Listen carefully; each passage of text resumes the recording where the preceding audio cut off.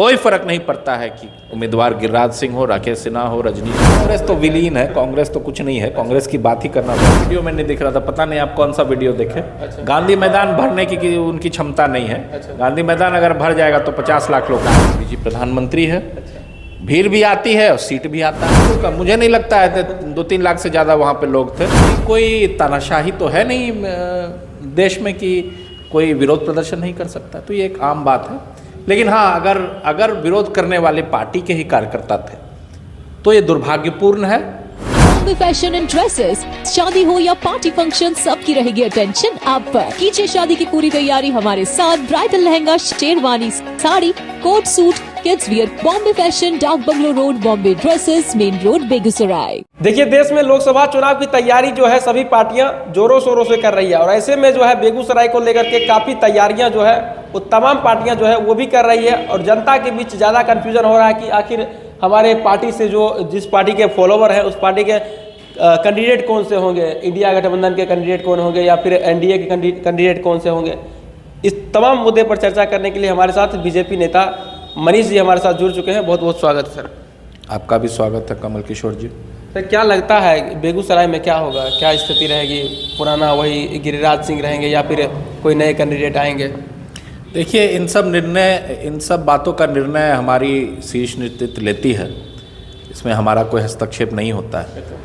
और जिस तरह का काम करने का प्रक्रिया हमारा शैली हमारे शीर्ष नेतृत्व का है, ये सब बातें जब तक रिजल्ट आउट नहीं होता है पता किसी को पता नहीं होता है। ना मीडिया को, ना नेताओं को, ना कार्यकर्ताओं को, किसी को पता नहीं होता है। कोई खबर लीक नहीं होती। इसीलिए जब तक भारत का नंबर 1 शोरूम का अवार्ड इसको श्री विनायक बजाज बेगूसराय को मिल चुका है 2018-19 में।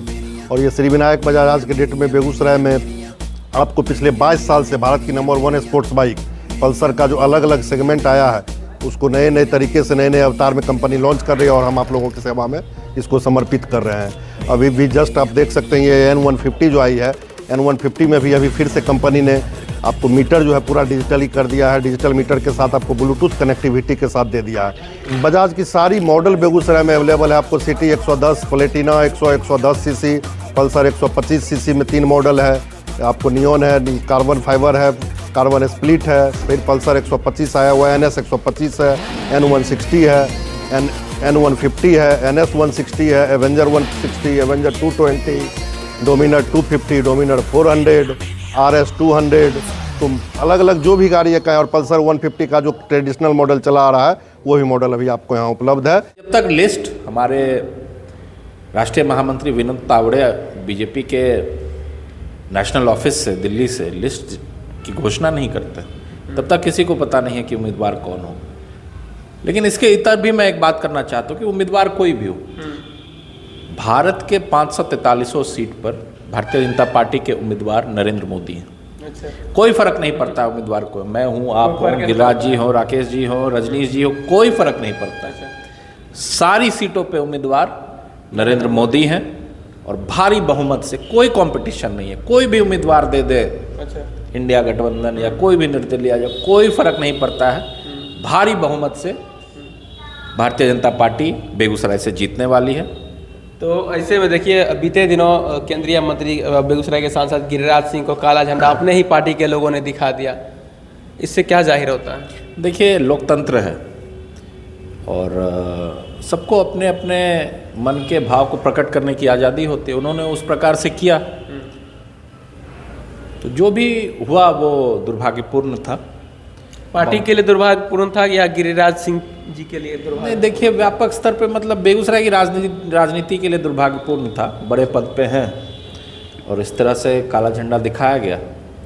कुछ नाराजगी होगी, उसको बैठ के भी सुलझाया जा सकता था। कहा जा रहा था कि सांसद प्रतिनिधि को लेकर के भी नाराजगी थी। जो भी नाराजगी है, बहुत आवाज़ें आ रही हैं सांसद प्रतिनिधि के खिलाफ, बहुत तरह की बातें सुनने को आ रही हैं।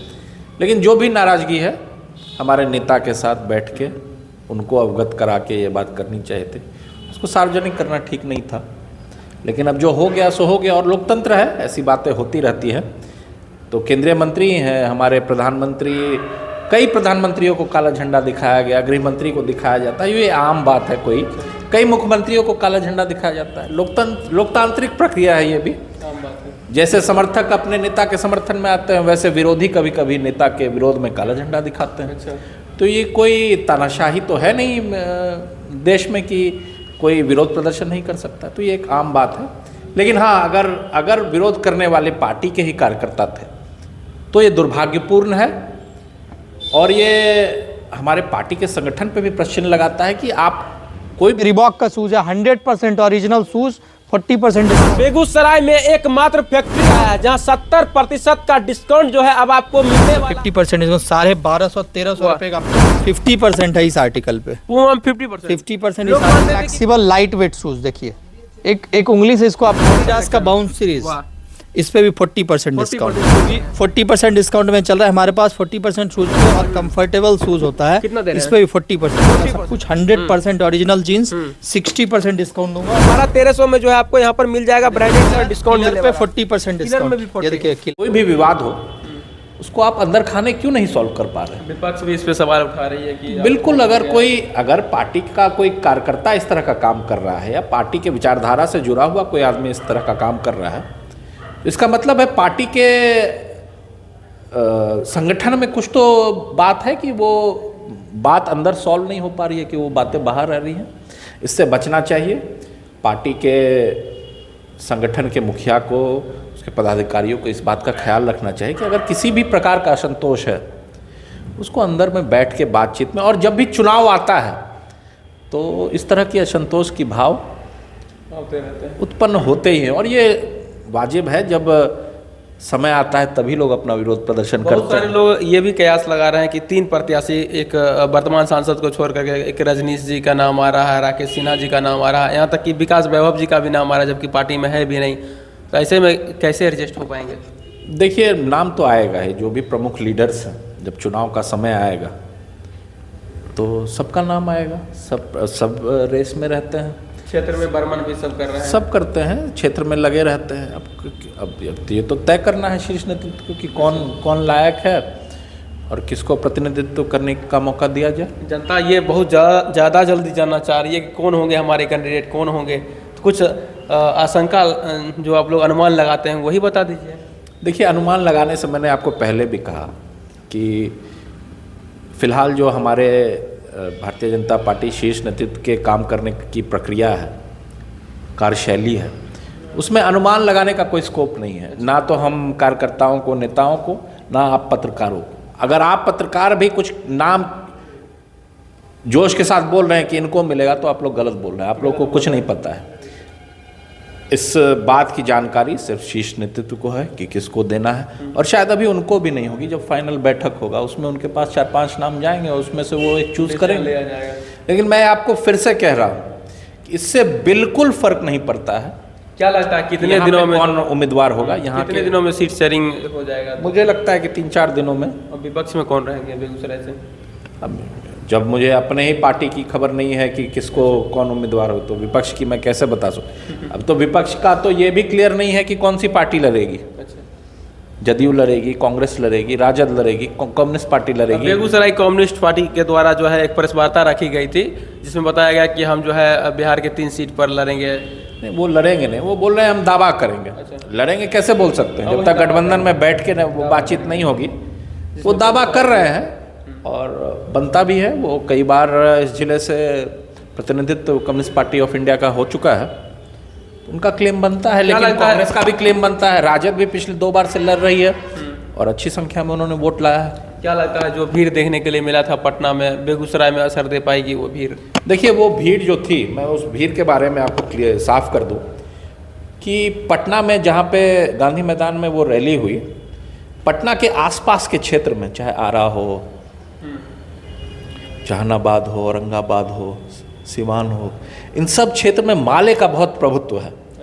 और 70% वहाँ पे माले के कार्यकर्ता थे, और ये श्रेय दीपांकर भट्टाचार्य और माले को जाता है कि उन्होंने आपने फोटोज़ में भी देखा हो कि लाल झंडा ज़्यादा था और हरा झंडा कम था।